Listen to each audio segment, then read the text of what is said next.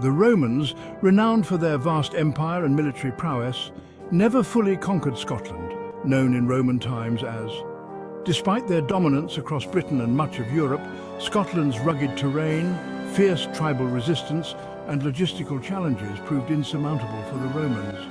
This failure was not due to a lack of effort, but rather a combination of environmental, geographical and strategic factors.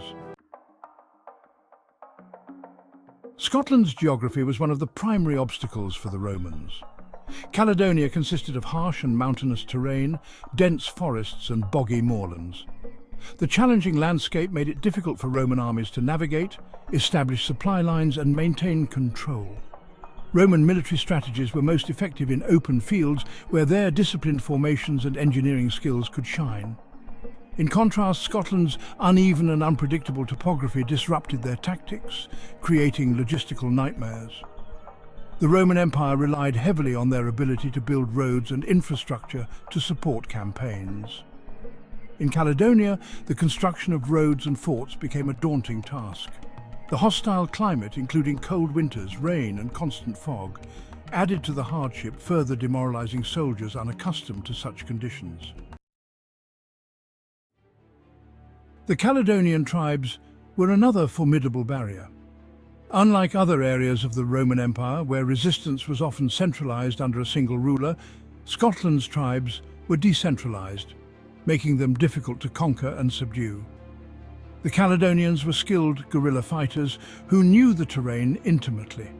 They avoided open battles where Roman legions excelled and instead engaged in hit-and-run tactics, ambushing Roman troops and harassing supply lines.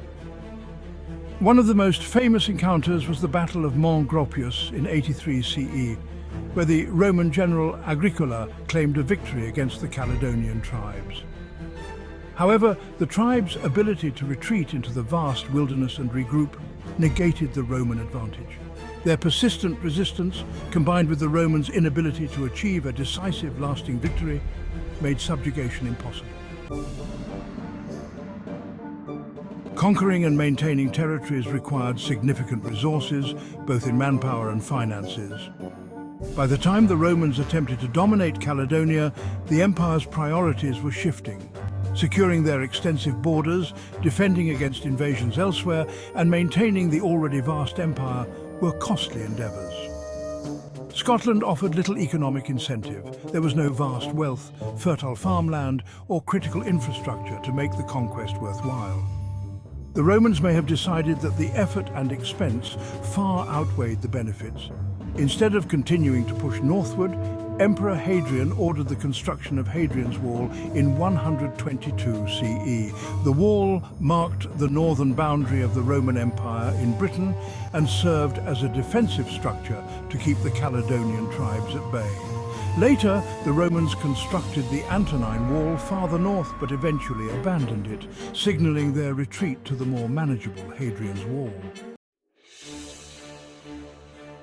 Rome's inability to conquer Scotland also stemmed from broader strategic concerns. By the late 2nd and 3rd centuries CE, the Roman Empire faced internal strife, economic difficulties and external threats from other fronts, such as Germanic tribes and Persian forces. The resources required to pacify Caledonia were better spent elsewhere. Scotland became a low priority in the grand scheme of the empire's survival. The Romans' failure to conquer Scotland was not for lack of military strength, but because of the combined effects of rugged geography, fierce tribal resistance, high logistical costs, and shifting strategic priorities. Instead of risking further losses, the Romans opted for defensive measures, solidifying their frontier at Hadrian's Wall. This pragmatic decision marked the limits of Roman expansion in Britain, leaving Caledonia as one of the few regions to resist the might of Rome. Scotland's unconquered status became a testament to its unique challenges and the resilience of its people.